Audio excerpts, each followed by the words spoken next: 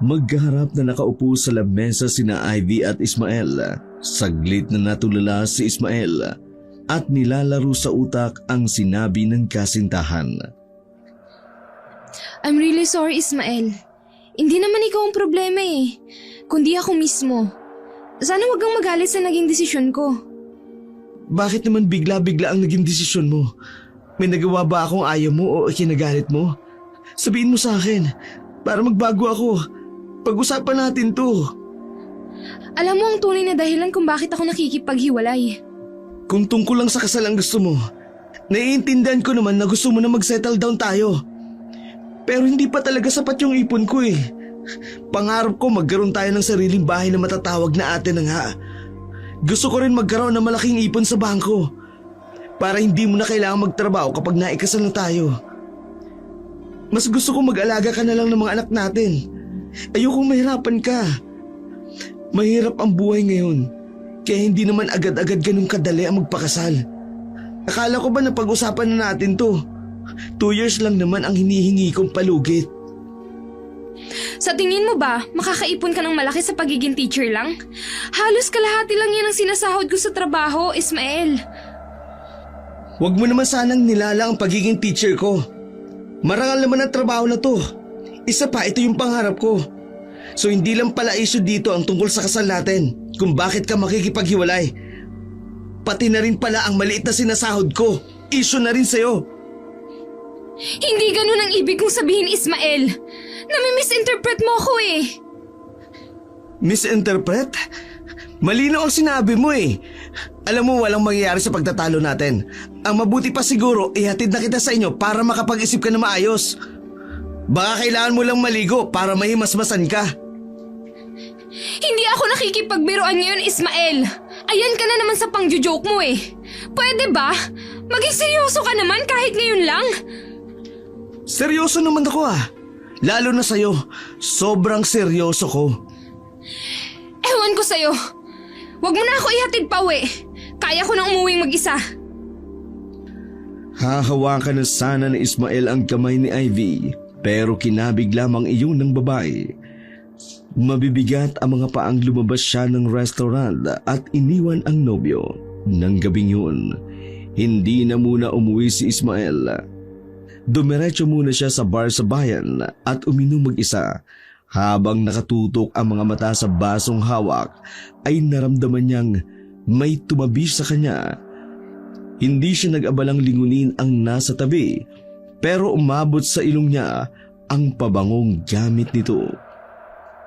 Waiter, pa-order. Agad namang bumati ang waiter at binitiwan ang pinupunasang bote ng alak. Isang Hammer whiskey nga. Para sa pusong sawi na dapat na yatang pukpukin ng martilyo para magising sa katotohanan. Ano pong order niyo, ma'am? May lalaki ba kayo dyan? Yung tapat magmahal? Napakamot naman sa ulo ang waiter habang pinipigilan ang mangiti. Naku, wala po, ma'am. Wala pali. Yun pa naman ang hinahanap ko. Hindi rin napigilang mangiti ni Ismael. Pagkatungga niya ng alak ay umorder siya uli ng isa pa. Iniwan ka rin ng boyfriend mo? Gulat na lumingon si Agnes sa katabing lalaking nagsalita. Sabihin na natin na ako yung nakipaghiwalay sa kanya. Ano pa nga bang bago dun? Gawaan niyo talagang makipaghiwalay, di ba? Oh, siguro iniwan ka rin ng girlfriend mo. Ganun na nga. And guess what? Sa maliit na dahilan kaya gusto niyo makipag-break sa akin. Bakit ba ang hirap niyong intindihin? Hoy, mister ha, huwag mo nga akong idamay sa mga babaeng mahirap intindihin. Baka kasi may ginawa kang mali, kaya siya nakikipag-break sa'yo. Minsan kasi, amin-amin din ang pagkakamali. Hindi yung lagi na lang kami yung mahirap intindihin. Grabe. Ang kundi lang ng sinabi ko tapos ang dami mo nang sinabi. Ang hirap kasi sa inyong mga lalaki, kahit na malaking bagay na sa amin, pero sa inyo, maliit na bagay lang yun. Diyan nga nagsisimula yung hindi pagkakaintindihan na sinasabing yung maliit na bagay. Oo na. Kawawa na kayo. Kawawa sa'yo. Ikaw naman dahil kung bakit nakipag-break ka sa boyfriend mo, di ba? Ayoko ngang sabihin. Baka sabihin mo, ayoko. Sabi nga nila, di ba? Mas maganda mag-share ka ng problema sa stranger. Kasi, hindi ka niya kilala para i-judge. Ano kasi? Paano ko ba to sasabihin? Basta, ang gusto niya kasi, Kwan, may mangyari na sa amin. Hindi ko pa nga kayang isuko sa kanyang bataan ko, no? Ayun na yung laging pinagtatalunan namin. Nakakapagod din kasi ang kitid ng utak niya. Kaya nakipaghiwalay ako. Hindi napigilang matawa ni Ismael. Muntik niya nang maibuga ang alak na iniinom. Anong nakakatawa sa sinabi ko? Nagtatanong ka tapos ngayon sinagot ko. No offense pero normal lang naman sa magkarelasyon na ginagawa ang bagay niyo, di ba? Hoy, anong normal? Para sa mag-asawa lang yon, no? Pero di ba, doon din naman yung pupunta. Gusto ko kasal muna, bago yung bagay na yun. Huwag mo nang kontrahin ang opinion ko. Hindi ko na nga ako kontrahin. Mag-cheers na lang tayo. Ayan, mabuti pa. Okay ka rin at nagkakaintindihan tayo. Mahirap kasi makipagtalo sa babae sa totoo lang. Hindi kami mananalo sa inyo. Ay, puti alam mo. Nagpatuloy sa kwentuhan ang dalawa. Nakarami na sila ng nainom na alak kung saan-saan na napunta ang pinag-uusapan nila. Lumalim na ang gabi at naging makulit na rin si Agnes. Kanina pa tayo magkausap, pero ayaw mo sabihin sa akin kung anong pangalan mo. Tawagin mo na lang akong Mr. Pogi. Humagikhik naman si Agnes at namungay ang mga matang tinitigan ang mukha ng lalaki. Ewan ko sa'yo. Pangalan na lang ipagdadamot mo pa. Ikaw nga ayaw mo rin sabihin sa akin ang pangalan mo. Hindi pa ba obvious? Beauty ang pangalan ko. Nako, lasing ka na yata. Pati pangalan mo, limot mo na. Sinong lasing? Matino pa ako. Gusto mo, turuan pa kita sa mathematics eh. Magaling din ako dyan. Hindi mo na itatanong nung kabataan ko. Lagi akong panlaban sa eskwela namin sa Quiz Bee. Uy, sige nga. Isolve mo nga to kung totoo yung sinasabi mo. Bakit sa algebra laging hinahanap ang X? Bakit nga ba, no? Pero kung ako tatanungin, kapag nawala ng X, di ko na hinahanapin. Tama ka naman. Bakit pa hahanapin kung pwede namang maghanap ng bago? Nako, late na masyado. Di ka pa ba uuwi? Uuwi na rin ako, maya-maya. Paano? Mauna na ako umuwi Salamat nga pala sa masayang kwentuhan natin. Salamat din. Ingat ka. Nang makalis na si Ismael, tinanong ni Agnes kung magkano ang nainom niya. Ibinigay naman agad ng waiter ang bills niya. Muntik na siyang mahulog sa upuan nang mabasa ang presyo ng nainom niya. Waiter, sigurado ka ba na bill ko to? Alak lang naman ang in-order ko, hindi yung 1/4 ng bar na to. Hindi po kasi nagbayad yung lalaking kakwentuhan niyo Kaya sinama ko na dyan. Ano? Bakit isinama mo? Hindi ko naman kasama yun. Ay, sorry ma'am. Akala ko kasi kaibigan niyo Di ba super close niyo kanina? Kaya bayaran niyo na lang. Pwisit na lalaking yun. Kaya pala ayaw ibigay ang pangalan. Scammer! Walang nagawa si Agnes kundi bayaran ang bill. Ayaw din naman niyang mabagan siya. Nakakahiya yun kung nagkataon. Marami pa naman silang kapitbahay na tsismosa. Ano na lamang ang sasabihin ng mga tao sa kanila? Teacher pa man din siya. Tapos hindi siya nagbayad ng ininom niya sa bar. Tsak na makukurot siya ng nanay niya kung magkataon. Sabay ng kotse na binaybay ni Ismael ang daan patungo sa bahay ng nobyang si Ivy. Pilit niyang nilalabanan ang antok. Kailangan makausap niya ang babae para makapag-ayos sila. Nasa kalagitnaan na ng pagmamaneho si Ismael nang biglang bumulaga sa kanya ang malaking itim na baka na nasa gitna ng kalsada. Mariin niyang inapakan ang preno at kinabig paiwas ng manibela, pero bumangga pa rin siya sa malaking puno ng akasya. Malakas na kalabog ang tanging narinig ni Ismael, saka siya na wala ng malay tao. Nagising si Ismael sa ospital. Agad niyang nakita ang swero na nakakabit sa kanya. Ang nag-aalalang mukha ng nanay niya, ang nabungaran niya na nasa tabi. Ay, mabuti naman at gising ka na, anak. Ano pong nangyari sa akin, inay? Naaksidente ka, anak. Halos 2 araw kang walang malay. Huwag ka muna masyadong kumilos. Baka bumuka yung mga tahi mo. Si Ivy po. Ay, nandito siya kahapon. Mamaya babalik daw siya pag out niya sa trabaho. Mabuti na lang. Nabuhay pa ako. Grabe ang nangyari sa iyong aksidente. Ilang beses ko na ba kasing sinabi sa iyo, huwag kang magdadrive kapag nakainom ka. Wala namang may gusto mangyari, inay. Magpasalamat na lang tayo sa Diyos.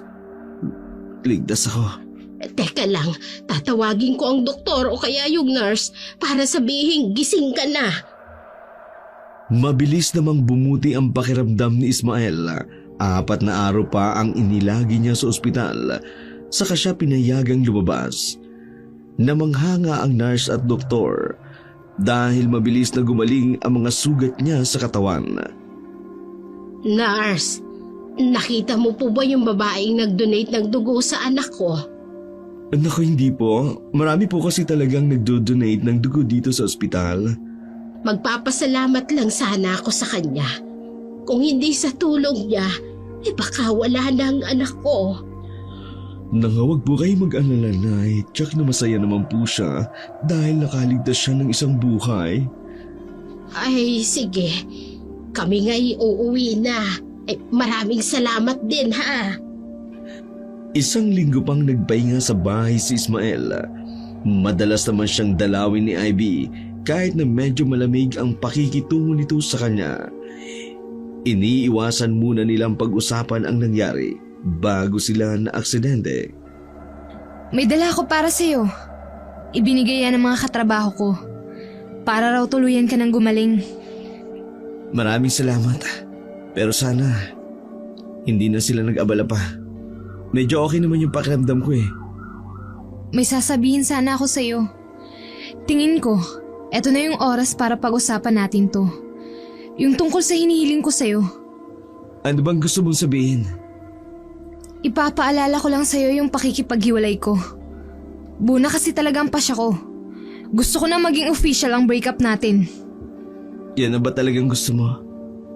Final answer na ba yan? Sunod-sunod na tumango si Ivy. I'm sorry, Ismael.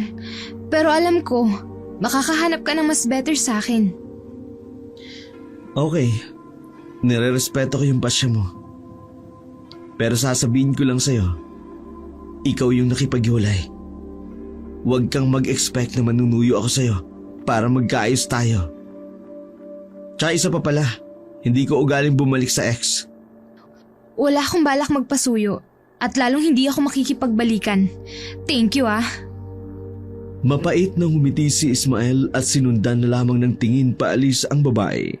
Nang tuluyang makarecover si Ismael, nag-resign siya sa pinapasukang private school. Tiyempo namang tumawag at natanggap siya sa isang public school na ina-applyan niya. Mas malaki ang sahod doon kumpara sa dating pinapasukan. Lunes ng umaga, pagbaba ni Ismael ng kotse, agad niyang nakita ang faculty room. Pagpasok niya lang sa pinto, ay sa kanya na napako ang mga mata ng mga gurong naroon. Ngumiti siya at inalis ang shade na suot. Nabasa niya agad ang pangalang nakasulat sa karton. Lumapit siya sa bakanting table. Inilapag ang mga dalang gamit. Good morning. Bago nga pala ako rito. Good morning, sir. Ismael. Oliver nga pala. Isa-isa namang bumati ang nagpakilalang mga teacher na naroon. Maya-maya pa'y pumasok ang isang babae na may malaking bag. Habang kumakanta, Sinasabayan niya ang naririnig na nakapasak sa headset niya. Hindi niya napansin ang bagong teacher. Diretso siyang naglakad papunta sa table. Ay, bet ko tong kantang to. Paborito ko to. Nagsimula namang kumanta si Agnes habang kumakampas ng kamay. Pag-upo ay agad niyang kinuha ang salamin at inayos ang buhok. Ay, bakit ang ganda ko? Inayos ni Agnes ang blush on sa pisngi. Lumapit sa kanya si Oliver. Ma'am Agnes, hindi ka malang bababati sa bagong kasama natin? Inalis ni Agnes ang headset sa tenga at tumingin kay Oliver. Ang sabi ko, hindi ka malang ba babati sa bagong teacher na kasama natin? Oh, meron ba? Ay, oo nga pala. Ngayon nga pala papasok yung sabi ni Ate Rika. Ay, wait lang. Nasaan ba siya? Ayan oh, kalapit lang ng table mo. Ay, pantay ba yung blush on ko? Maganda ba ako? Hay nako Agnes, araw-araw mo na tinatanong niyang sa akin. Oh, nagsasawa ka na. Sumasagot ko lang eh. Oo na, maganda ka na. Huwag mo nang masyadong kapalan yung lipstick mo. Hinihingi ko ba ang opinion mo, ha? Eh, anong magagawa ko? Eh, hanggang bukas na tong lipstick ko. Pagkatapos ayusin ni Agnes ang sarili, lumapit na siya sa table ng bagong teacher. Hi! Good morning, sir. I'm Agnes nga pala, ang pinakamagandang teacher dito sa faculty room. Nakangiting nagtaas ng tingin si Ismael at inabot ang kamay ng babae. Bigla namang nawala ang ngiti sa mapupulang labi ni Agnes. Ikaw? I'm Ismael nga pala. Ikaw? Agnes, teka, natatandaan kita. Hoy, ikaw nga yun. Nagkatingin na naman ang mga guro sa kanilang dalawa. Nagsalubong naman ang kilay ni Ismael. Hindi niya alam kung napano ang babae. Nagkakilala ba tayo dati? Oo. Hoy, puwiset ka. Ikaw yung sa bar na tumakas at hindi nagbayad. Teka ma'am, nagkakamali ka. Hindi yata ako yun. Hindi ko makakalimutan yung mukha mo. Magbayad ka ng utang mo sa akin. Utang? Kapapasok ko lang. Paano ako magkakautang? Hoy, Mr. Scammer ha. Muntik na akong magbagansya ng gabing yun. Hindi ka nagbayad ng ininom mo. Kaya yung bill ko, idinagdag dun yung lahat ng nainom mo. Huwag mong sabihin nagka-amnesia ka. Ma'am Agnes, anong kaguluhan nito? Biglang natameme si Agnes nang marinig ang boses ng pinsan. Umayos siya ng tayo at pailalim na tumingin ng masama kay Ismael. Inosente namang nakatingin ang lalaki sa principal. Bakit mo inaaway ang bagong co-teacher natin? Nakikipag-usap lang naman ako sa kanya. Pumunta ka mamaya sa office ko. Nakayukong bumalik si Agnes sa sariling table. Masama pa ring ipinupukol niya ng tingin sa lalaki. Maghapong bad trip si Agnes. Hindi niya alam kung bakit, pero nakararamdam siya ng inis sa tuwing nakikita ang muka ni Ismael. Isa pang nakadagdag ng inis niya, imposibleng hindi siya matandaan ito. Kahit ilang buwan na ang nakalilipas, hindi niya pa rin nakalilimutan ang lalaki. Halos araw-araw na nag-aasaran ang dalawa. Sa tuwing mag-uusap sila, lagi na lang may bardagulang nangyayari. Hanggang nasanay na lamang ang lahat ng mga kasamang guro sa kakulitan at ingay nila. Hindi ba kayo nagsasawang dalawa sa palagi inyong pagtatalo? Ay, hindi ako magsasawa. Hindi pa nga siya nagbabayad sa akin. Ayun ka na naman sa paniningil mo. Hoy Agnes, ako naririndi na ako sa iyo ha. Palibasa 2 bunganga mo kaya ang ingay mo. Ba't ang bastos mo ha? Hoy, kung ako 2 bunganga ako, eh ikaw 2 yung ulo mo, kaya ang tigas ng ulo mo. Paano mo na lamang matigas ang ulo ko ha? Nawakan mo na ba to ha? Yucks! Bakit ko naman hahawakan? Hindi ako magkaka-interest dyan. Pwisit ka talaga. Talaga lang ha? Sino rin ba ang magkaka-interes sa'yo? Hindi ka naman maganda. Tsaka baka maitim pa yan. Anong maitim? Hoy! Kahit dito ka pa tumira, ilalaban ko to ng paputian. Nagsuka-sukahan si Ismael. Inaasar niya talaga ng todo si Agnes. Hindi nakatiis ang dalawa na lumapit kay Ismael. Walang sabi-sabing, sinabunutan niya ang buhok ng lalaki. Akala mo hindi ko gugulin yung buhok mo? Aray, tumigil ka na ha! Nananakit ka na! Nakangiwing inayos ni Ismael ang buhok. Dapat sa mental ka dalhin. Nakakatakot ka na. Baka sa susunod mangangagat ka na. Ilang taong ka pang tatagal dito? Hindi ka pa senior pero mapapanot ka na sa kasasabunot ko sa'yo. Nanahimik na lamang ang dalawa nang pumasok si Principal Rica sa loob. Seryoso naman ang mukha nito na nagpalipat-lipat ng tingin kina Agnes at Ismael. Grabe! Rinig na rinig sa office ko ang ingay ninyo. Nag-uusap lang naman kami. Nag-uusap? Para kayong nasa palengke. Hindi na kayo mga bata na dapat pang paulit-ulit na pagsabihan. Sige na, magturo na kayo sa mga estudyante ninyo. Nang makaalis na ang principal, sunod-sunod na lumabas ng faculty room ang mga guro. Pagkatapos ng pagtuturo ng hapon na yun, ay nagkayayaan ang mga guro na kumain sa labas. Hindi sana sasama si Ismael, pero napilit siya ng mga kasama, kaya pumayag na rin kalaunan. Sa isang cafe sa bayan sila pumunta. Pagkarating ng mga order ay masaya silang kumain. Matanong ko lang, Sir Ismael, kailan pa na naging kayo ni Ma'am Agnes? Nagpalitan naman na makahulugang ngiti ang mga guro. Namilog naman ang mga mata ni Agnes at nilakihan ng mata si Ismael. Sino ba kasi ang nagsabi na kami? Akala namin kayo na sa mga biruan at asaran nyo para kayo magjowa. Over my dead body. Hindi pa man naliligaw sa akin yan. Busted na kaagad yan. Asumira ka naman naliligawan kita. Lahat ng babaeng may dalawang paang makita ko, pwede kong ligawan. Pero ikaw, malabo. Naku, yun na naman sila. Huwag ka kasing nagsasabi ng bad words, Ma'am Rica. Baka kasi hindi ko pa malunok tong kinakain ko.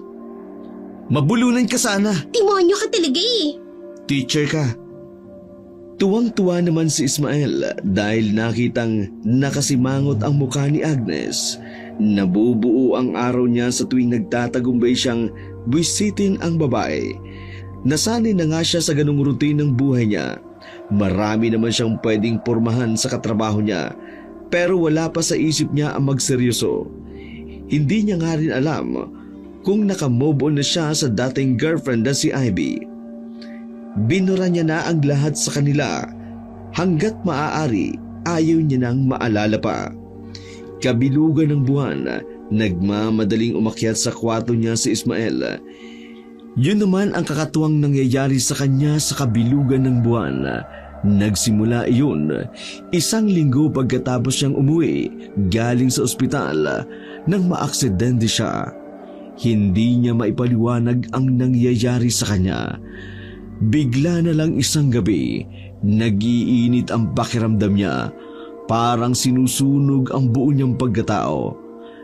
Napansin na lamang niya na may tumutubo ng balahibo sa braso niya. Doon na siya nakaramdam ng sobrang takot. Inahit niya ang mga balahibo sa pagbabaka sakaling mawawala ang mga iyon. Pero sa pangalawang pagkakataon, nang maging bilog muli ang buwan, muli na naman itong tumubo. Mas matindi ang nangyari. Dahil buong katawan niya ang tinubuan ng mga balahibo. Hindi lamang iyon, pati ang kuko niya ay humaba na rin at naging kulay itim. Humaba na rin ang bibig niya. At nang tingnan niya ang sarili niya sa salamin, hindi siya makapaniwala sa kanyang nakitang refleksyon. Akala pa nga niya ay nananaginip lamang siya. Pero bigla na lamang siyang naglaway at nakaramdam ng pangangalam ng sikmura. Noong unang pagkakataon na yun, lumabas siya sa bahay nang may makasalubong siyang isang binatilyo. Hindi niya kayang kontrolin ang sarili noon, kaya naman sinunod niya ang isinisigaw ng kalam ng bituka. Kinuha niya ang binatilyo na walang habas na kinain ang laman noon. Nang mabusog siya, saka lamang siya tumigil. Iniwanan niya sa bakanting bukid na walang bahay ang katawan ng binatilyo. Nang makauwi na ng bahay, saka lamang bumalik sa dating anyo si Ismael. Huli na nang mapagtanto niya ang karumal-dumal na ginawa. Iniyakan niya ang nangyari sa kanya at muntik nang magpakamatay. Naisip niya noon na wala nang silbi pa ang mabuhay dahil nagiging halimaw na siya sa tuwing sasapit ang kabilugan ng buwan. Napabalita sa bayan nila ang nangyari sa binatilyo. Ilang araw nang hindi lumabas noon si Ismael dahil sa takot na baka malamang siya ang may gawa noon. Dahil sa walang nakasaksi sa nangyari, kaya naman nawala ang pangamba niya. Lumabas uli siya ng bahay pero pinag-aralan niyang kontrolin ang sarili. Kahit napakasarap ng laman ng tao, pinipigilan niyang wag nang umulit pang kumain noon. Mga hayop na lang ang pinipili niyang biktimahin para kainin. Kailangan lang naman niyang mapagbigyan ang isinisigaw ng kanyang sikmura. Pagkatapos noon, bumabalik din naman siya sa dating itsura. Bibi ang hapunan ni Ismael ng gabing yun. Agad din siyang bumalik sa tinutuluyang bahay. Pagkatapos maubos ang hayop na kinain, nang magpalit na siya ng anyo, diretso siya sa banyo para maligo at mag-toothbrush. Ayaw niyang nangangamoy malansa ang sarili pagkatapos manginain. Nang mapreskuhan, nakatulog na siya ng mahimbing. Kinabukasan, pagbasok ni Ismael, nilapitan siya kaagad ni Agnes. Agnes, ang aga-aga, huwag mo kong babadtripin na naman. Hindi naman kita iinisin. May ikukwento ako sa'yo. Alam mo, mabuti na lang alam kong teacher ka. Kung ibang tao ka, mapagkakamalang kong chismosa ka sa kanto. Ayan ka na naman sa pambubuska mo. Buti nga ikukwento ko sa'yo eh. Pwede simulan mo na magkwento kasi yung kwento mo hanggang lunch umaabot bago matapos. Hindi mo siguro nabalitaan no?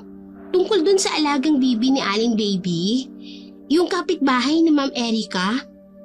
Parang nakarating na rito sa lugar natin yung napapabalitang aswang sa kabilang bayan. Nakakatakot.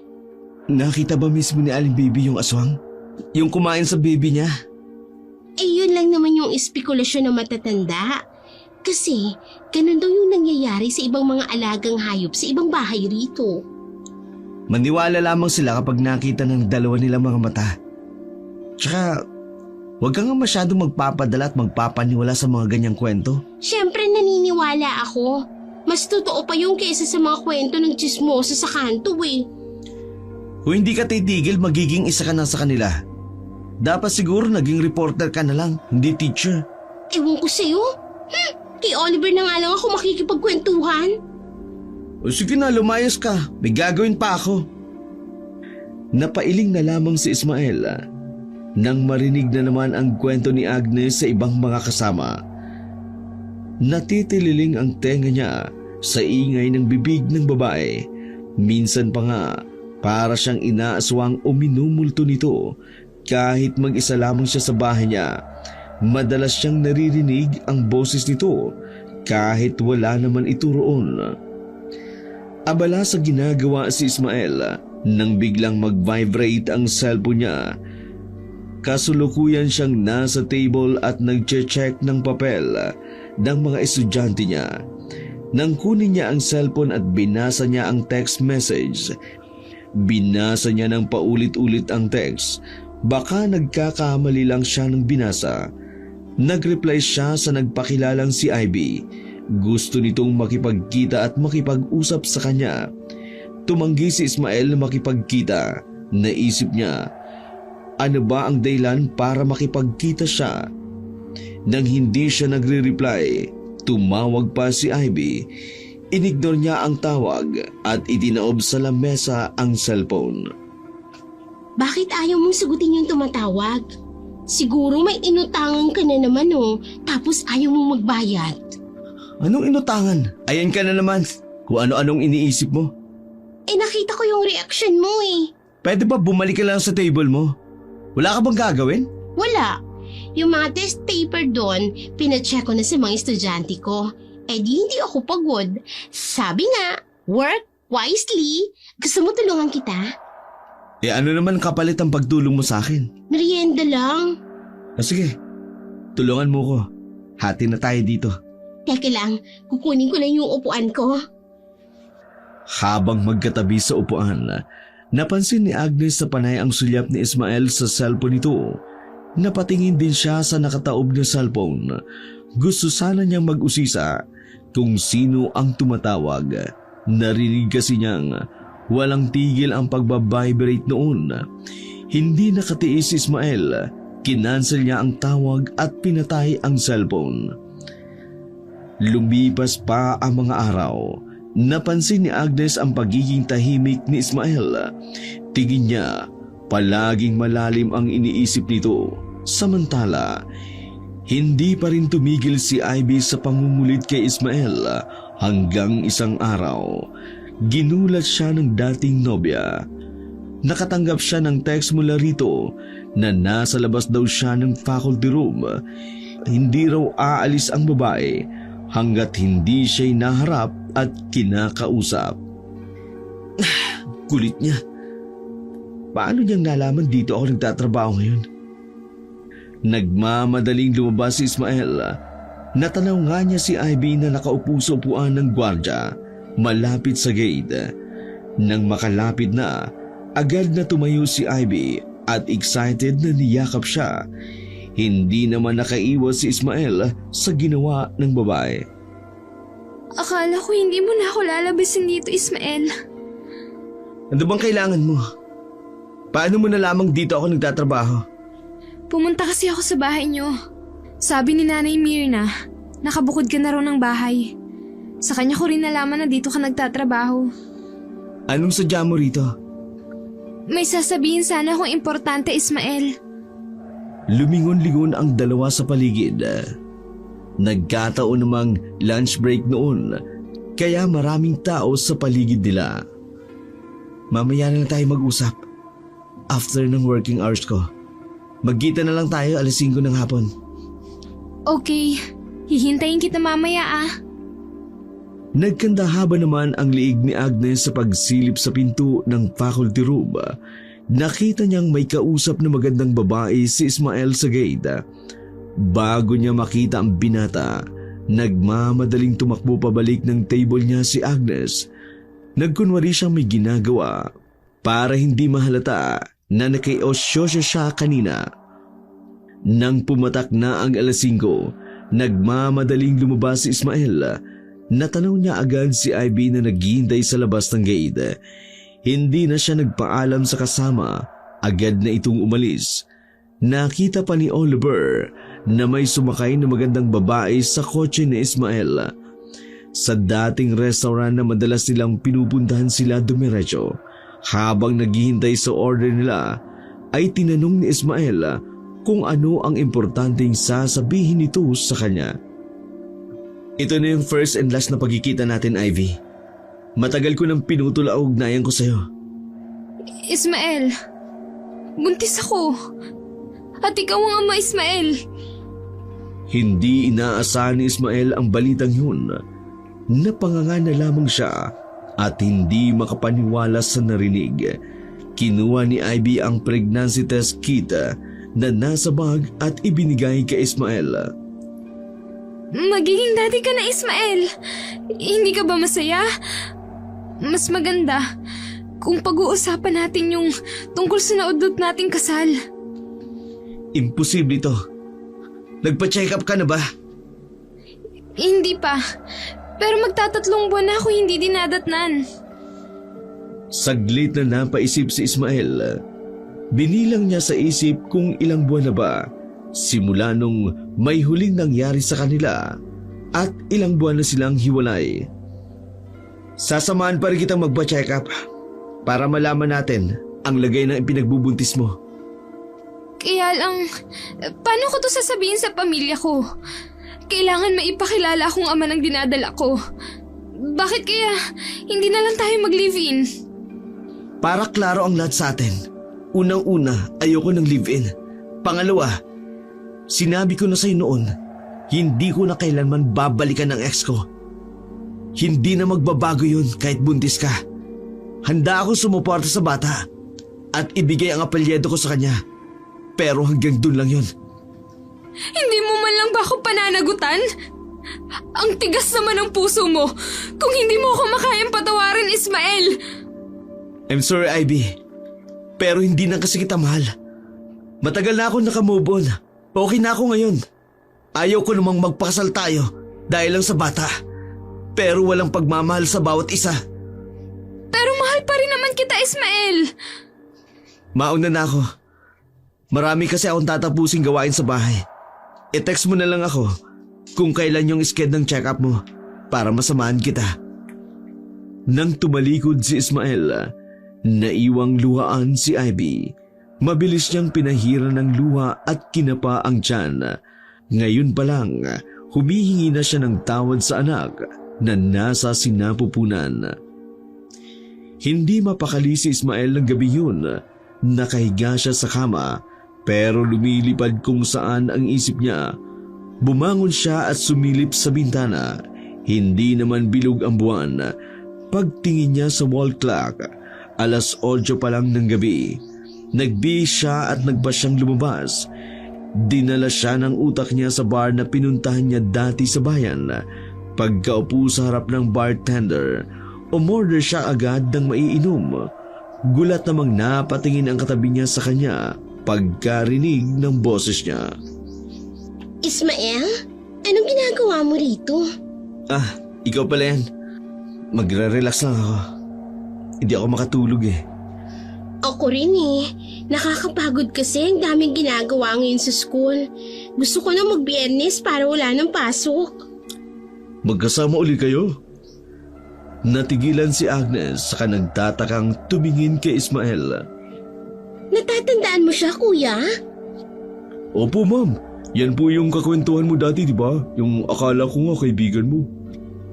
Naningkit ang mga mata ni Agnes, saka malalim ang matang tumingin kay Ismael. Napangiti namang alanganin ang lalaki. Ngayon mo sabihin na hindi ikaw yung nakakwentuhan ko noon na scammer nang hindi nagbayad ng ininom niya. Biglang sinakal ni Agnes si Ismael gamit ang dalawang kamay. Imbis na masaktan, ay humagikgik sa tuwa ang binata. Pwisit ka talaga, ha? Tunod inay ka pa sa akin dati na hindi ikaw yun. Teka ba? Sinasakal ka na nga doon. Tuwa ka pa, ha? Tuwa ka pa. Isa nakikilid ako sa ginagawa mo eh. Tumigil ka nga. Mamamatay ako sa ginagawa mo eh. Ikaw ang magbayad ngayon ng iinumin natin, ha? Para wala ka ng utang sa akin. Oo na. Kunwari ka lang. Gusto mo lang naman magpalibre. Iniisip mo ba yung babaeng kausap mo kaninang tanghali? Nakita mo siya kanina? Oo. Sorry ha, pero hindi ko naman sinasadya na makita. Sabihin na natin, part lang siya ng nakaraan ko. Ayoko nang balikan pa. Siya siguro yung ex mo na nakipaghiwalay sa'yo noon. Oo, siya nga. Gusto niya makipagbalikan sa akin. Pero ayoko na kasi. Medyo nagugulan ako. Ewan ko ba? Kung mahal mo pa, bakit hindi mo balikan? Anyone deserve a second chance naman. Hindi ako bumabalik sa ex. Ang sabi ko sa'yo dati, di ba? Bago na nga hanapin ko. Hindi ex. Puro kakalokohan. Tapos sa huli magdi-deny ka. Akala ko talaga dati nagka-amnesia ka. Ako nga, hindi kita nakalimutan. Noong una hindi ko talaga alam. Hindi ako nagbayad dito. Pero nung gumaling ako, biglang bumalik sa isip ko na hindi pala talaga ako nakapagbayad. Kamamadali ko noon napuntahan yung ex-girlfriend ko para makausap. Alam mo ba nung gabi yun? Na-aksidente ako. Kala ko nga patay na ako. Pero nabuhay pa rin.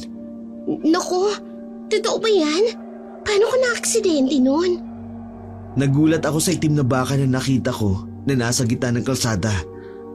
Pasensya ka na ha. Naya na kasi akong aminin sa'yo nung nagkita tayo sa first day of school ko. Hayaan mo na yun. Inamin mo naman na ngayon eh. Basta ilibre mo ako ngayon ah. Sa tulong ng napagtanungang kaibigan ni Ismael, may inirefer sa kanya na Obigaini. Balak niyang surpresahin si Ivy para samahang magpa-check up ng araw na yun. Kakatok na sana si Ismael pero nabitin sa ere ang kamay niya nang may marinig na ibang tinig sa loob ng bahay ni Ivy. Pinakinggan niyang maigi ang boses at parang nagtatalo ang dalawang nag-uusap sa loob. Handa ko naman panangutan ng bata na yan. Bakit ba sa iba mo pinapaako yan? Tingin mo ba mabibigyan mo kami ng magandang buhay? Tigilan mo na ako! Nakikipaghiwalay na ako sa'yo, kaya umalis ka na! Magandang buhay? Puro lang ang perang nasa utak mo. Kaya ka nga nakipaghiwalay kay Ismael. Dahil ako ang pinili mo. Dahil ang sabi mo, mas may kakayahan akong bigyan ka ng magandang buhay. Tapos ngayon, ano naman tong nangyayari sa'yo? Paano kapag nalaman niyang hindi naman talaga sa kanya ang nasa tiyan mo at ipinapaako mo sa kanya? Hindi niya malalaman kung hindi mo sasabihin. Huwag mo nga akong pakialaman sa desisyon ko. Niloko mo ako. Nagpanggap ka pang mayaman para lang makuha mo ako. Tapos malalaman kung baon ka pala sa utang at hinahabol ka ng mga pulis sa dami ng kaso mo. Hindi ang kagaya mo ang dapat kilalanin ng anak ko. Abat sumusobra ka na ha? Nakinabang ka rin naman sa pera ko. Nilusay mo sa mga luho mo at sa mga bagay na walang kakwenta-kwenta. Tapos ngayon naubos na. Iiwanan mo ko na parang basura. Hindi na nakatiis pa si Ismael sa narinig. Kaya walang paalam na pumasok siya sa bahay. Parang nakakita ng multo si Ivy nang mapalingon kay Ismael na walang ekspresyon sa mukha. Nakaramdam tuloy na magkahalong takot at kaba si Ivy sa paraan ng pagtitig na yun sa kanya ng lalaki. Ismael, kanina ka ba dyan? Hindi naman. Pero narinig ko ang lahat. Tigilan mo ng pangulit sa akin. Huwag mo na akong tatawagan o ite-text kahit kailan. Ismael, magpapaliwanag ako. Para saan? Para makinig sa mga kasinungalingan mo? Matagal mo na pala akong niloloko. Naghanap ka pa ng dahilan para makipag-iwalay sa akin.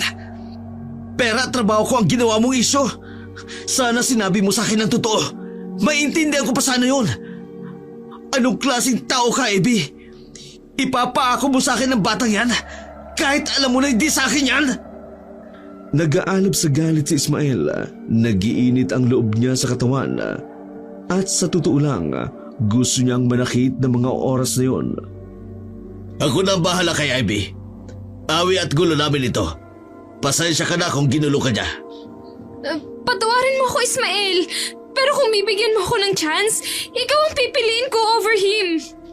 Tulad ng nasabi ko, wala nang chance at hindi na ako bumabalik sa ex. Maging masaya ka na sana. Hindi na hinintay ni Ismael na magsalita pa ang babae. Nagmamadali siyang umalis at baka hindi niya mapigilan ang sarili. Lumabas ang pagiging ugaling aswang niya. Sa sobrang galit na naramdaman, parang gusto niyang kagatin at lapain si Ivy hanggang mamatay iyon sa kamay niya. Buong maghapong walang ginawa si Ismael kundi ang magmaneho. Walang eksaktong direksyon ang patutunguhan. Bahala na kung saan siya dalhin ng magulong utak niya. Nag-aagaw ang dilim at liwanag nang makauwi si Ismael. Pagkaparada ng sasakyan sa garahe, lumabas siya para maglakad-lakad. Gusto niyang aliwin ang sarili na mawala sa utak niya ang pabalik-balik na tinig na gumugulo sa kanya. Bumuntong hininga si Ismael at naupo sa parke sa bayan. Inilibot niya ang mga mata niya sa mga taong nakatambay roon. Napangiti naman siya nang makakita ng isang pamilyang masayang naghahabulan sa playground. Hindi napansin ni Ismael ang oras. Kung hindi pa siya kinagat ng lamok, hindi niya mapagpapasyahang umuwi. Eksaktong tumayo siya. Napatingin siya sa bilog na buwan. Hindi pa man nakakalayo sa parke. Naramdaman na ni Ismael ang pag-init ng buong katawan. Butil-butil ang lumalabas na pawis sa kanya. Hindi niya inaasahan na kabilugan na pala ng buwan ng mga araw na yon. Mabuti na lang, walang ibang nakakita sa kanya sa labas. Nakita niya ang madilim na eskinita at doon siya nagtago. Ilang sandali pa'y sabay na lumabas ang mahaba niyang itim na kuko sa paa at kamay. Humaba ang nguso at tumubo ang makapal na balahibo sa buong katawan. Wala siya sa mood para mambiktima. Mas gusto niyang makauwi kahit nararamdaman niyang kumakalam ang sikmura. Paalis na sana si Ismael nang may maamoy siyang panganib at tao na malapit sa kanya. Maya-maya nga'y ginulat niya ang taong nagtatago sa likod ng pader. Mabilis ang naging kilos niya. Kinalmot niya ang lalaking nakasombrero.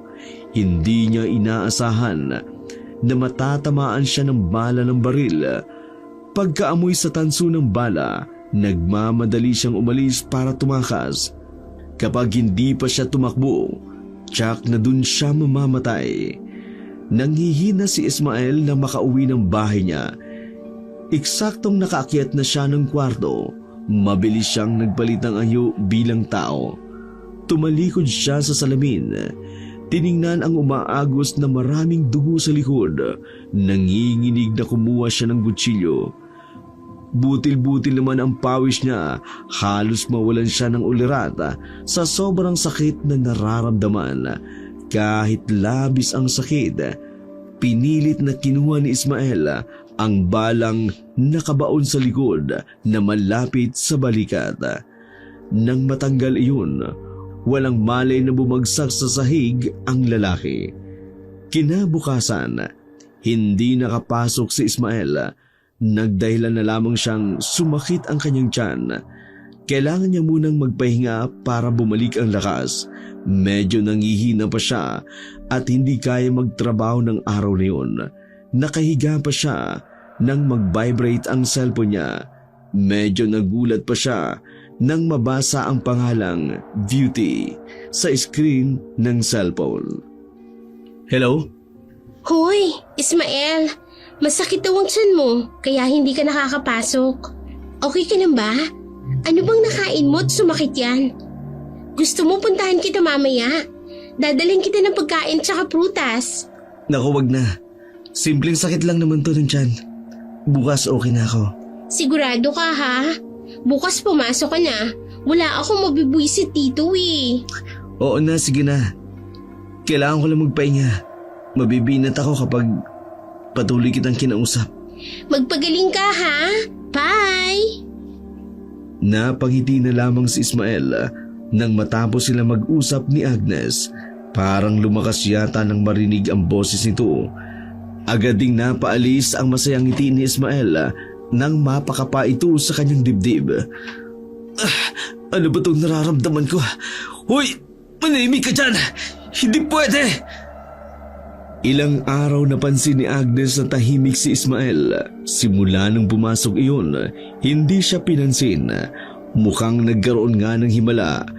Namiss siya ang pangbubuska nito sa kanya. Ayaw naman niyang mangulit ito dahil baka may sakit pang ang iniinda. Hindi niya nakatiis si Agnes. Gumawa na ito ng paraan para pansinin siya nito. Mali nga lang siya ng naging paraan. Pagkabato niya sa puncher dito, kinabahan siya nang makitang dumugo ang likod nito. Nagmamadaling lumabas si Ismael at nagpaalam na uuwi na. Nag-guilty naman si Agnes. Gusto niyang gamutin ang lalaki pero hindi siya pinansin ito at walang lingong likod na umalis. Ilang araw na hindi pumasok si Ismael. Gusto niyang magpahinga muna ng tuluyan at pagalingin ang sugat. Ang bala ng baril ang isa sa kinatatakutan niya. Matagal lang gumaling ang sugat niya. Kaya yun ang lumika ng pinsala sa kagaya niya. Nang gabing yun, ay muli na namang sumilip ang bilog na buwan sa kalangitan. Kagaya ng inaasahan, nagpalit na siya ng anyo bilang nakatatakot na aswang. Naisip niya na baka kailangan niyang kumain ng sariwang karne para tuluyang gumaling at manumbalik ang kanyang lakas. Swerte namang nakakita siya ng kambing at kinain iyon. Abala siya sa pagkain nang biglang may magsalita sa likod niya. Natigil siya sa ginagawa at binitiwan ang hawak na karne. Nagkaroon ng habulan at labanan sa pagitan nila ng kasamang guro na sina Alexander at Isabel. Kung ganun ay si Alexander pala ang nakabaril sa kanya sa likod ng gabing yun. Ayaw naman niyang sumugod at lumaban. Pero inutusan sa isip na gawin yun para mabuhay at depensahan ang sarili. Kapag tinamaan pa siya ng bala, tsak nakatapusan niya na. Nakita niya ang isa pang kasamang si Oliver. Yun na lang ang pinuntir niya dahil wala na siyang naaamoy na tanso nito. Wala naman siyang balak na patayin ang lalaki. Gusto niya lang sanang takutin dahil napagkatuwaan niya na makita kung paano iyon natakot sa kanya. Bigla na lang naramdaman ni Ismael na may balang tumama sa likuran niya, kaya agad siyang bumagsak. Umaga na nang magmulat ang mga mata ni Ismael. Hindi na nga rin siya makapaniwala na buhay pa siya. Namulatan niya ang dalawang kasamahang sina Alexander at Isabel. Nakiusap at nagpaliwanag siya para hindi ikulong. Ikwento niya na wala naman talaga siyang lahing aswang. Hindi niya alam kung paano siya nakapagpalit ng anyo. Inisip niya na baka may nakadikit na sumpa sa kanya. Nakinig naman ang dalawa sa paliwanag niya. At totoo din naman kasi ang sinasabi niya. Hindi niya alam kung paano siya makakaalis sa sumpa na iyon. Tatawagan ko si Agnes para siya na muna mag-alaga sa iyo pansamantala. Mahina ka pa. Naku po, huwag mo siyang tatawagan. Lalo lamang ako manghihina. Ako ang masusunod. Anong gusto mo? Suplong o susunod ka? Baala ka na nga. Tinawagan ni Isabel si Agnes. Laking gulat at pagtataka naman ng babae kung napaano si Ismael. Nagmamadali pa siyang nagpaalam sa nanay niya na may pupuntahan. Pagkabigay ni Isabel ng address, agad namang pumunta si Agnes sa bahay ni Ismael. May dala pa nga siyang mga kakanin na binili ng nanay niya sa palengke. Kumatok siya at narinig ang boses ni Isabel sa loob ng bahay ng binata. Anong nangyari sa kanya, Isa? Naaksidente lang. Pwede ba ikaw na muna mag-alaga sa kanya pansamantala? Bakit ako? Alam kasi namin na mapapabilis ang pagaling niya kapag ikaw ang nag-alaga sa kanya. Basta ikaw nang bahala ah. Mauna na kami ni Alex. May kaasikasuhin pa kami. Hindi na nakatanggi si Agnes. Dire-diretso nang lumabas ng pinto ang dalawa. Naiwan silang dalawa ni Ismael sa sala. Bakit ba takaw aksidente ka? Hindi ka nag-iingat? Sino ba naman ang gustong maaksidente? Tulungan mo na nga lang ako makatayo. Ginawa mo pa akong nanay at utusan mo? Si Isabel ang sisihin mo. Sinabi ko huwag ka nang tawagan. Pero mapilit. Okay lang naman sa akin. Kumain ka na ba? May dala akong kakanin. Hindi pa kasi ako nag-aalmusal. Tara, kumain tayo. Baka sabihin mo, ginugutom kita. Hapon na nang magpaalam si Agnes. Umuwi na muna sa kanila. Pumayag naman si Ismael. Nahihiya nga siya sa pang-iistorbong ginagawa ng babae. Pagdating ni Agnes sa bahay nila, tinanong agad siya ng kanyang ina kung saan siya nanggaling. Pinuntahan ko lang po yung kasamahan ko sa trabaho, Nay. Na-aksidente po kasi. Ay, nako. Kumusta naman ang lagay niya? Medyo mahina pa po siya. Iniisip ko nga kung babalik ako dun mamaya o kaya naman bukas ng umaga. Ay, bakit hindi ka bumalik? Dalhan mo siya ng makakain ngayong hapunan. Ay, sige po, inay. Maliligo lang po ako. Mamaya babalik na po ako doon para makauwi ka agad ako rito. Agad na naligo si Agnes habang si Aling Arlie naman ay nagsimulang maganda ng lulutuin sa hapunan. Nang matapos maligo si Agnes, saglit siyang nahiga sa kama. Hindi niya namamalayang nakatulog na pala siya. Madilim na sa labas ng bintana nang magising siya. Nagmamadali siyang bumangon at pumunta sa kusina. Hindi mo naman po ako ginising, Nay. Nakatulog na pala ako. Hinayaan na kitang makapagpahinga. Mukhang pagod ka. Kumain ka na muna bago ka umalis. Nagsandok ng makakain si Agnes at naupo sa lamesa. Nagpaalam naman ang ina na mahihiga sa kwarto nito.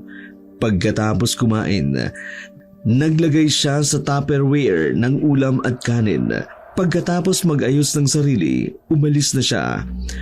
Ang tagal na nakatayo ni Agnes sa harap ng pinto ng bahay ni Ismael, pero walang nagbubukas sa kanya. Naalala niya, nahirap nga palang makalakad ang lalaki. Iniwan nga pala niyang hindi nakalak ang pinto para madali siyang makapasok kapag bumalik siya kaagad. Minsan talaga, tanga ka, Agnes. Nang makapasok ng bahay ay inilapag niya sa lamesa ang dala. Tahimik siyang umakyat sa hagdan. Sisilipin niya na sana si Ismael at baka natutulog lamang iyon. Pagbukas niya ng pinto ng kwarto nito, napansin niyang namamaluktot sa loob ng kumot ang lalaki. Ismael, ayos ka lang ba? Agad niyang hinawakan ang noo at liig nito. Inaapoy ka ng lagnat. Bakit hindi mo ako tinawagan kaagad? Mabilis na kumilos si Agnes. Kumuha siya ng palangga na may tubig at bimbo. Inalis niya ang kumot na nakabalot sa katawan ni Ismael. Nakita niyang binasa ng pawis ang katawan nito. Hindi siya nagdalawang isip na alisin ang basang damit nito. Doon ay tila naalimpungatan si Ismael. Agnes, anong ginagawa mo dito? Wala akong gagawing masama sa'yo. Pupunasan lang kita para bumaba yung lagnat mo. Medyo nahihilo ako. Dahil yan sa lagnat mo Pumikit ka na at magpahinga ka na lang para gumaling ka na. Salamat, Agnes. Walang anuman. Ikaw pa ba? Malakas ka sa akin. Dahang-dahang ipinikit ni Ismael ang mga mata. Sobra naman ang pag-aalalang nararamdaman ni Agnes. Paulit-ulit niyang pinupunasan ang buong katawan ng lalaki para kahit papano bumaba ang lagnat nito. Binihisan din niya ang lalaki ng bagong damit saka muling kinumutan. Bumaba siya sa kusina at ininit ang ulam na dala. Maya-maya, umakyat siyang dala ang pagkain. Kinalkal niya ang mga gamot na nasa lamesa. Nang makakita ng paracetamol, kinuha niya iyon sa kamarahang ginising si Ismael. Ismael, gumising ka muna. Kailangan mong kumain para makainom ka ng gamot. Hindi man lang kumilos si Ismael. Nagkaroon ng pagkakataon si Agnes para matingnan ang gwapong mukha ng lalaki. Hindi niya mapigilang iangat ang kamay at malayang haplusin ang mga pisngi noon. Gumuhit naman ang ngiti sa labi ni Agnes. Hindi niya alam kung ano ang nag-udyok sa kanya, pero unti-unti niyang nilapit ang mukha sa mukha nito. Dinampian niya ng halik ang nakatikom na labi ni Ismael. Huli na makaiwas si Agnes. Bago niya mailayo ang mukha, unti-unti nang dumilat ang mapungay na mata ni Ismael. Kumain ka muna, Ismael. Istorbo ka sa magandang panaginip ko. Sorry naman. Kailangan mo kasing uminom ng gamot. Tinulungan ni Agnes na maupo sa kama si Ismael, saka yun sinubuang kumain. Sa tuwing titingin ang lalaki sa kanya, umiiwas naman siya ng tingin. nakaramdam siya ng pagkailang sa pagitan nilang dalawa. Uuwi ka ba? Iniisip ko nga kung uuwi ba ako o kaya bukas na. Ayaw kitang iwanan sa ganyang kalagayan mo. Pasensya ka na, Agnes ha. Si Isabel lang naman ang makulit at nakaisip ng ideyang ganito. Malaki na ako. Di na ako dapat inaalagaan pa. Kaya ko naman ang sarili ko. Okay lang naman. Wala naman akong gagawin ngayong weekend. Saka minsan lang naman humingi ng pabor si Isa. Kaya nakakaya namang tumanggi. Salamat sa pag-aalaga mo sa akin ha. Pipilitin kong gumaling ka agad para hindi na ako makadagdag sa mga aalalahanin mo. At sino nagsabing nag-aalala ako? Bakit? Hindi ka ba nag-aalala? Natarantak ka nga kanina eh. Tingin ko magaling ka na. Nangaasar ka na eh. May nag-aalaga kasi sa akin eh. Kaya paano hindi ako magiging okay? Sige na, kumain ka ng kumain. Ubusin mo to ha. Si nanay ang nagluto nito. Nang makainom ng gamot, muling nahiga si Ismael at inayos naman ni Agnes ang kumot at unan. Doon ako sa sala matutulog. May cellphone ka naman. Tawagan mo ako kapag may kailangan ka. O kaya kapag sumama ulit yung pakiramdam mo. Samahan mo na lang kaya ako dito. Ay, Ismael, iba na yan. Hindi pwede. Sige na, magpahinga ka na. Salamat Good night. Saka lamang nakahinga ng maluwag si Agnes nang makalabas na siya ng kwarto ng binata. Ay, Diyos ko, Lord. Hindi naman siguro niya alam ang ginawa ko. Sa bagay, kung alam niya, malamang inasar na ako noon. Parang nasasaniban na yata ako. Dapat pala magsimba ako bukas para mabasbasan ako at nang lumayas yung masamang espiritu sa katawan ko. Hindi na rin masyadong nakatulog si Agnes. Kada oras ay sinisilip niya si Ismael sa kwarto nito para i-check kung may lagnat pa nga ang lalaki. Isa pang nakadagdag sa puyat niya ang gumugulo sa isip niya sa ginawang pagnanakaw ng halik dito. Araw ng linggo, naalimpungatan si Agnes dahil sa pakiramdam niya may mga matang nakamasid sa kanya. Pagdilat ng mga mata, bumungad sa kanya ang nakangiting si Ismael. Nakatayo iyon sa harap niya. Balikwas ng bangon si Agnes na kinapa ang gilid ng labi kung may tumutulong laway. Bakit tumayo ka na? Baka hindi mo pa kaya. Medyo okay ng pakiramdam ko. Hindi na rin masyadong masakit ang sugat ko sa likod. Anong gusto mo kainin? Magluluto ako ha. Hindi ka ba uuwi sa inyo? Baka hinahanap ka na. Hindi na ako bata para hanapin. Pero aalis ako ngayon. Magsisimba na muna ako. Sige. Kahit hindi ka na bumalik mamaya, ayos lang naman ako dito. Bahala na. O kaya i-check na lang kita mamaya kung okay ka lang. Huwag ka na makulit dyan ha. Basta magsasabi ako kung makakabalik ako o hindi. Pagkatapos ng misa ay naisipan ni Agnes na gumala sa palengke. Kapag linggo, yun ang araw ng pamamalengke sa kanila, kaya maraming mabibiling samot-saring paninda. Naaaliw siya sa paglilibot at tanghali na nang makauwi sa kanila. Tinaghali ka na yata. Nagsimba po ako, inay. Hindi na ako nakauwi kagabi. Nilalagnat kasi yung kasamahan ko. Ngayon ba? Maayos na ba siya? Opo, inay. Maayos na. Kumain na po ba kayo? Hindi pa ka. Hinihintay nga kita para sabay na tayo. Habang kumakain ang mag-ina, nagkwentuhan sila tungkol sa mga bagong tsismis sa kapitbahay. Pagkatapos kumain, nabasa ni Agnes ang text message ni Ismael sa kanya. Huwag na raw siyang pumunta mamaya sa bahay nito at magpapahinga na lamang daw siya dahil may pasok na bukas sa eskwelahan. Hindi nag-reply si Agnes. Pumasok na sa kwarto para ayusin ang mga gamit niya. Namamalansya siya ng mga uniforme niya at saglit na naglinis ng kwarto.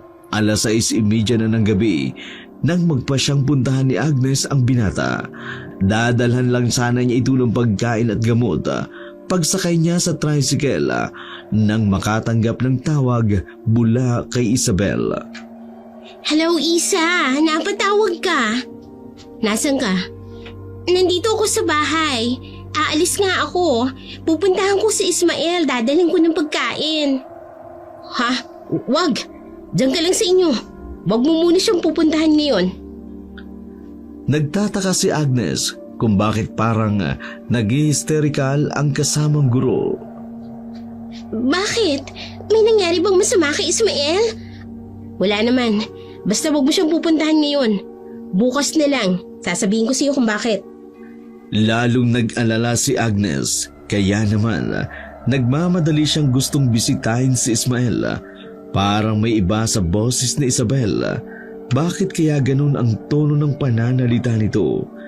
Nang may dumating na tricycle, pinara iyon ni Agnes.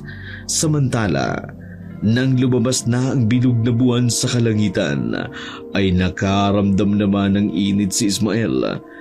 Dinadalangin niya na sana huwag nang pumunta si Agnes ngayong gabi sa bahay niya. Hindi siya handang mabunyag ang itinatagong lihim nito. Hindi sa ganung paraan at sa ganung pagkakataon. Ilang sandali pa'y ganap nang nagbago ang anyo niya.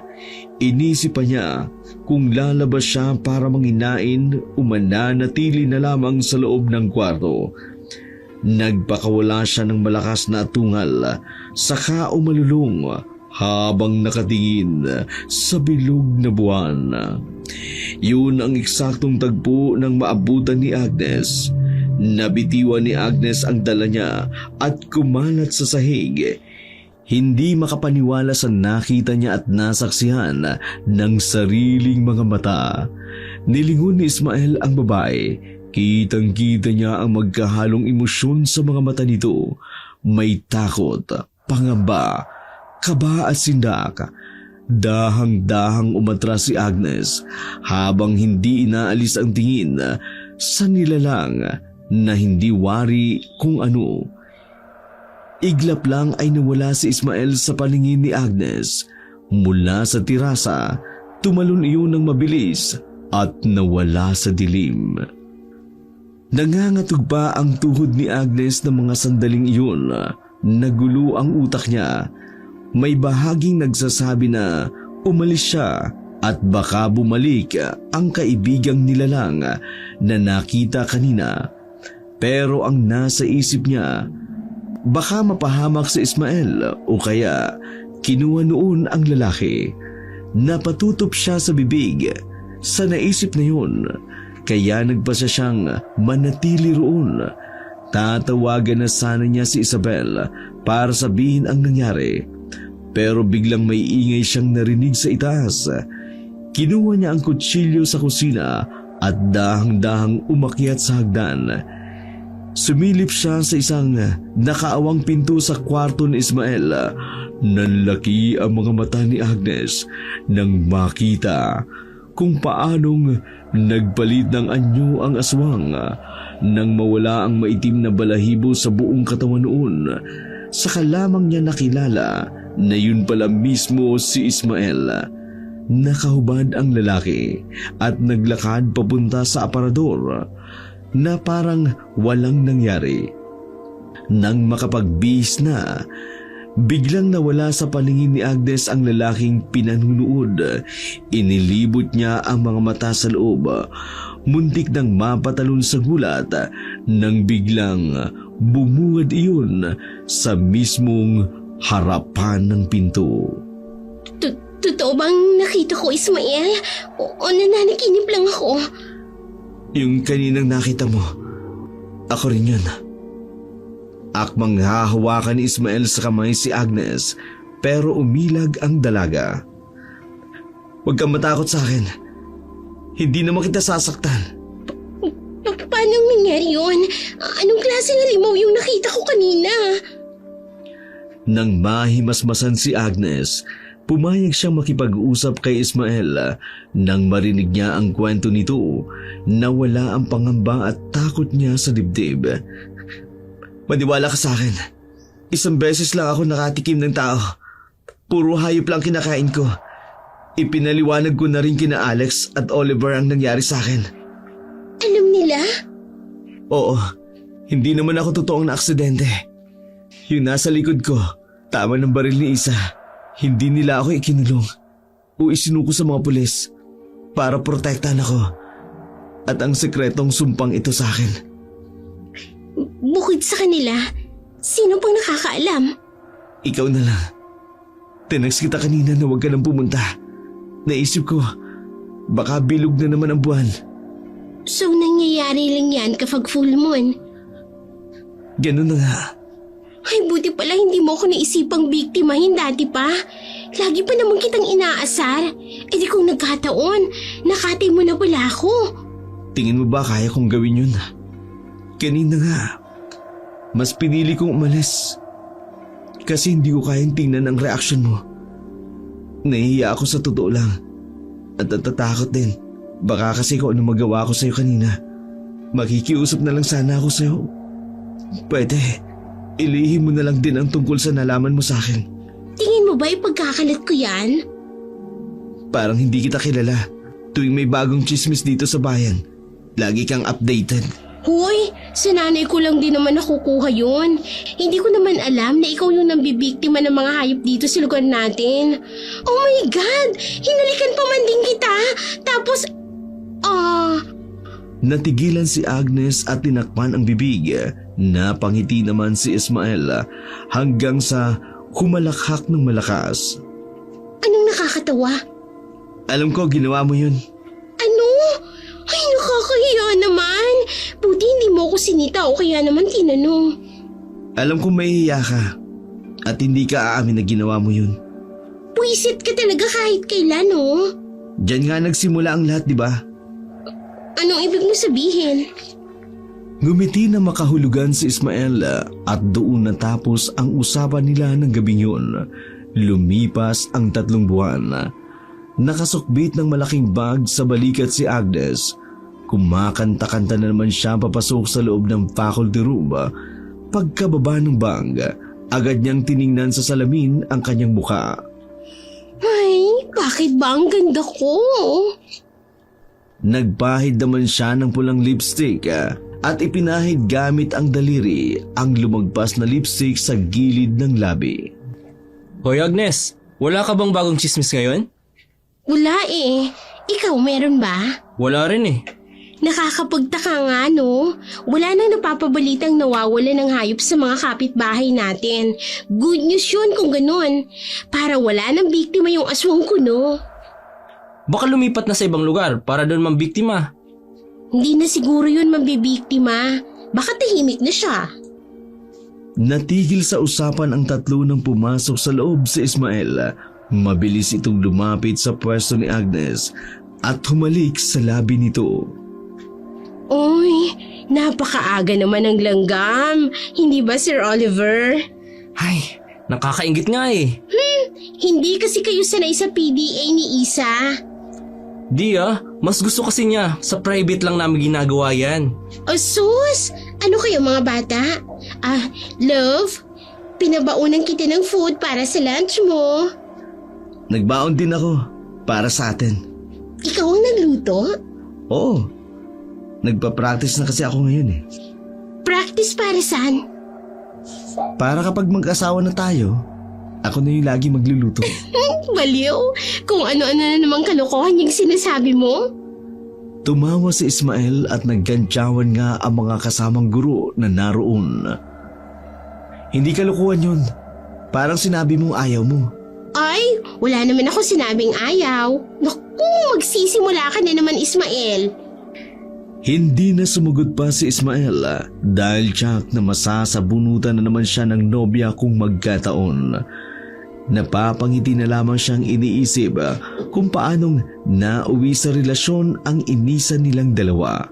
Bumalik din sa alaala niya na malaki ang naitulong ni Agnes sa kanya para mawala ang sumpa na isinali ng pagiging aswang sa kanya. Hindi tumigil ang babae na maghanap ng makakatulong sa kanila sa kinaharap ng problema. Tuwing nagbabago ang anyo niya tuwing kabilugan ng buwan, ay dinadalhan siya nito ng sariwang karne na binibili niya sa palengke para hindi na siya mahirapang mangbiktima pa sa gabi. Hindi ito umaalis sa tabi niya kahit na anong pagtataboy na gawin niya. Aminado siyang nawala na siya ng pag-asa hanggang isang araw.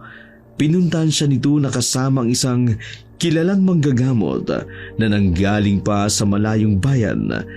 Ginamot siya ng matanda para maalis ang dugo ng aswang na nananalaytay sa kanya. Ayon pa sa matanda, ay galing sa aswang na nagpanggap na tao ang dugo na naisalin sa kanya noong naaksidente siya. Naging malinaw ang lahat sa kanya, lalo na nang mapag-alamang mula sa ina. Bigla na lang daw dumating ang nag-volunteer na taong yun na nag-donate ng dugo sa kanya.